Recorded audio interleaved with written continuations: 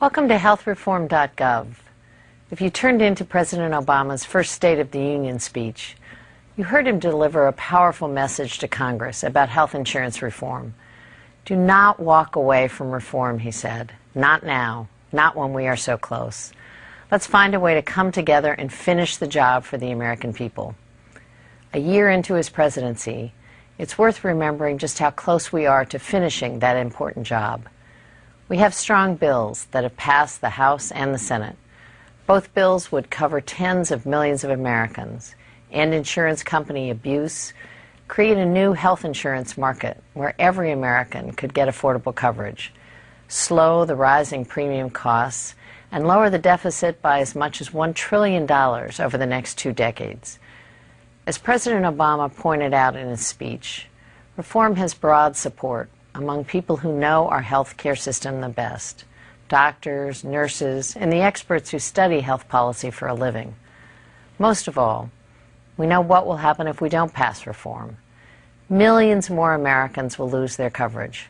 More and more small businesses won't be able to cover their workers. Premiums and copays will eat up a growing portion of your paycheck. People with insurance will keep worrying about losing it. And people without insurance will continue to worry about going bankrupt if they get sick. We have come too far, and health insurance reform is too important to give up now. It's time to finish the job.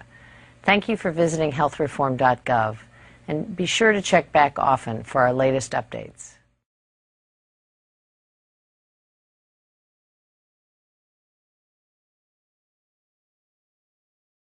Next week, on February 25th, the Obama administration is going to take one more shot at trying to get health care reform through. He's invited 21 leaders from both Senate as well as Congress to try and actually convince them that this is the right thing to do. Nobody will disagree that we need to reform the health care system, but finishing the job, as Secretary Sebelius said yesterday in her video, actually is not what's enough. It's getting the job done right. That's the most important thing.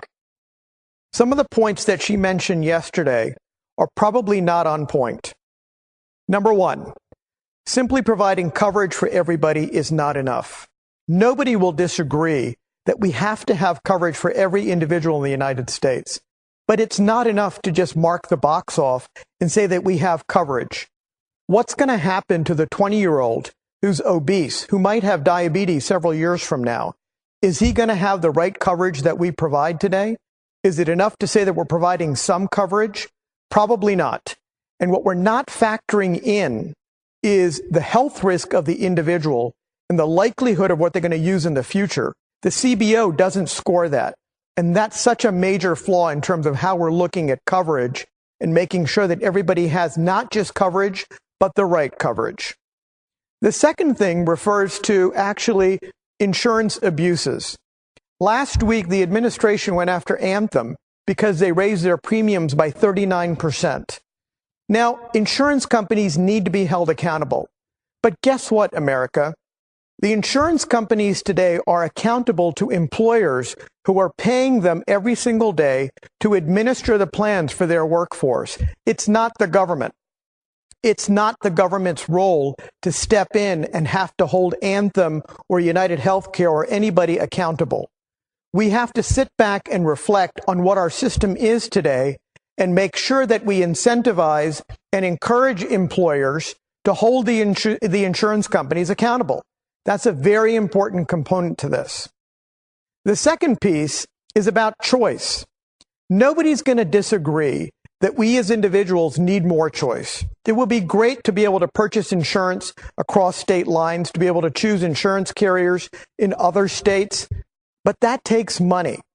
There are many pieces we've got to put in place in order to make that happen. Imagine if you wanted to go and buy airline tickets or go to Amazon, but you didn't have a computer. That's what we're suggesting today in talking about this make-believe marketplace, which in theory sounds good, but we haven't factored in the cost and all of the pieces that have to come together. The investment that we've made in health information technology doesn't even scratch the surface in terms of the infrastructure that's required to actually make these marketplaces work. The next piece that's really important is about slowing the premiums and the rate of the premium increases. No arguments there. We've got to bend the curve, but not just for the short term. Otherwise, it's going to boomerang right back. What's really important is not looking at just the cost of the individual, as I said earlier, but the cost and the risk of the individual to make sure that we're understanding not just the illness, but the people with illness and what they're going to cost the system. Let's put in place the accountability and the purchasing power for employers and for consumers to get all the right information, to hold insurance carriers accountable, to hold pharmacies accountable, to hold disease management programs accountable, everybody within the system, and ultimately provide the right incentives to doctors to do the right thing and to provide the right care. And yes, be able to eliminate fraud and abuse without the necessary government intervention that's required. Secretary Sebelius and the President say that we are ultimately going to reduce the deficit by $1 trillion, over $1 trillion. And that's what the CBO has scored. Nonsense.